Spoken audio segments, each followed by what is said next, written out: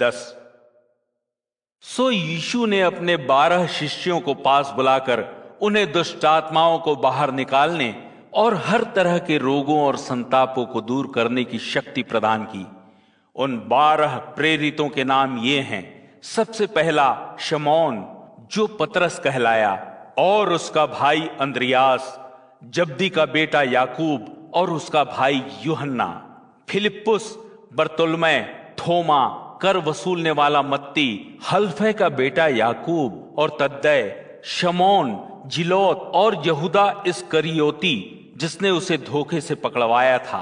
यीशु ने इन 12 को बाहर भेजते हुए आज्ञा दी, गैर यहूदियों के क्षेत्र में मत जाओ तथा किसी भी सामरी नगर में प्रवेश मत करो, बल्कि इस्राएल के परिवार की खोई हुई भेड़ों के पास ही जाओ और उन्हें उपदेश दो। स्वर्ग का राज्य निकट है। बीमारों को ठीक करो, मरे हुओं को जीवन दो, कोढ़ियों को चंगा करो और दुष्ट आत्माओं को निकालो। तुमने बिना कुछ दिए प्रभु की आशीष और शक्तियां पाई हैं, इसलिए उन्हें दूसरों को बिना कुछ लिए मुक्त भाव से बांटो। अपने पटुके में सोना, चांदी या तांबा मत रखो। यात्रा के लिए कोई झोला तक मत लो। कोई फालतू कुर्ता, चप्पल और छड़ी मत रखो, क्योंकि मजदूर का उसके खाने पर अधिकार है।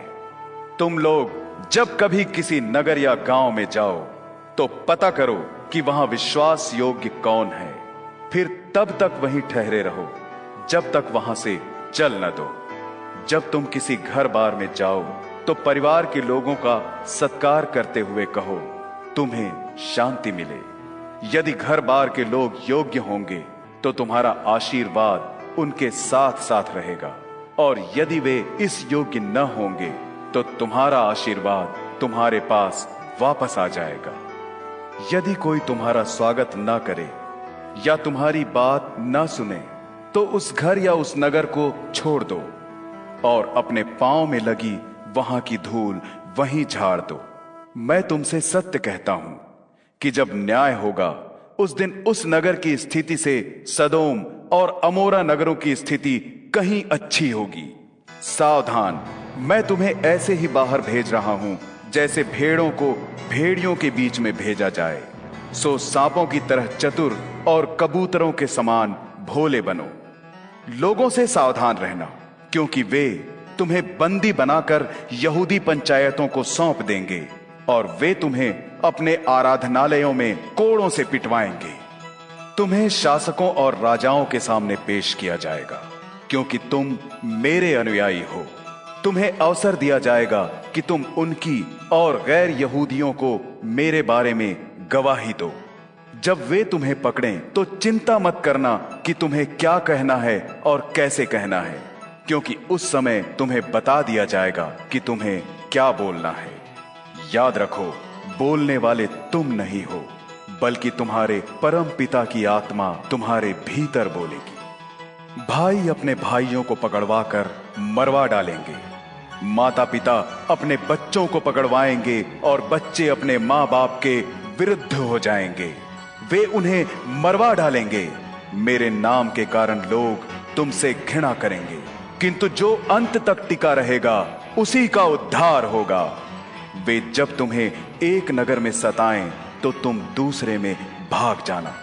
मैं तुमसे सत्य कहता हूं कि इससे पहले कि तुम इस्राएल के सभी नगरों का चक्कर पूरा करो, मनुष्य का पुत्र दोबारा आ जाएगा। शिष्य अपने गुरु से बड़ा नहीं होता और न ही कोई दास अपने स्वामी से बड़ा होता है। शिष्य को गुरु के बराबर होने में और दास को स्वामी के बराबर होने में ही संतोष करना चाहिए। जब वे घर के स्वामी को ही बेलजाबुल कहते हैं तो उसके घर के दूसरे लोगों के साथ तो और भी बुरा व्यवहार करेंगे। इसलिए उनसे डरना मत, क्योंकि जो कुछ छिपा है सब उजागर होगा और हर वह वस्तु जो गुप्त है प्रकट की जाएगी। मैं अंधेरे में जो कुछ तुमसे कहता हूं, मैं चाहता हूं उसे तुम उजाले में कहो। मैंने जो कुछ तुम्हारे कानों में कहा है, तुम उसकी मकान की छतों पर चढ़कर घोषणा करो। उनसे मत डरो जो तुम्हारे शरीर को नष्ट कर सकते हैं किंतु तुम्हारी आत्मा को नहीं मार सकते।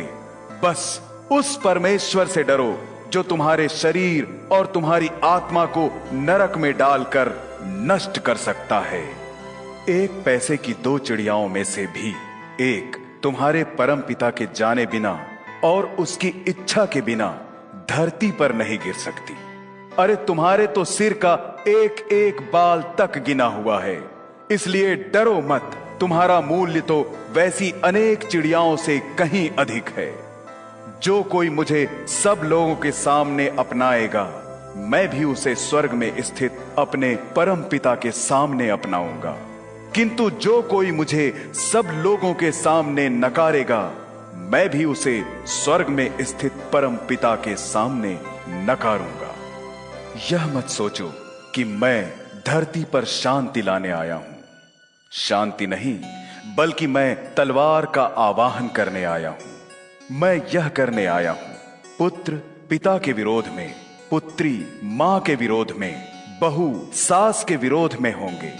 मनुष्य के शत्रु उसके अपने घर के ही लोग होंगे। जो अपने माता पिता को मुझसे अधिक प्रेम करता है, वह मेरा होने के योग्य नहीं है। जो अपने बेटे बेटी को मुझसे ज्यादा प्यार करता है, वह मेरा होने के योग्य नहीं है। वह जो यातनाओं का अपना क्रूस स्वयं उठाकर मेरे पीछे नहीं हो लेता, मेरा होने के योग्य नहीं है। वह जो अपनी जान बचाने की चेष्टा करता है, अपने प्राण खो देगा, किंतु जो मेरे लिए अपनी जान देगा, वह जीवन पाएगा। जो तुम्हें अपनाता है, वह मुझे अपनाता है, और जो मुझे अपनाता है, वह उस परमेश्वर को अपनाता है जिसने मुझे भेजा है।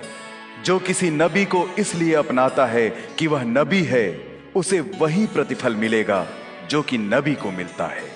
और यदि तुम किसी भले आदमी का इसलिए स्वागत करते हो कि वह भला आदमी है, उसे सचमुच वही प्रतिफल मिलेगा जो किसी भले आदमी को मिलना चाहिए।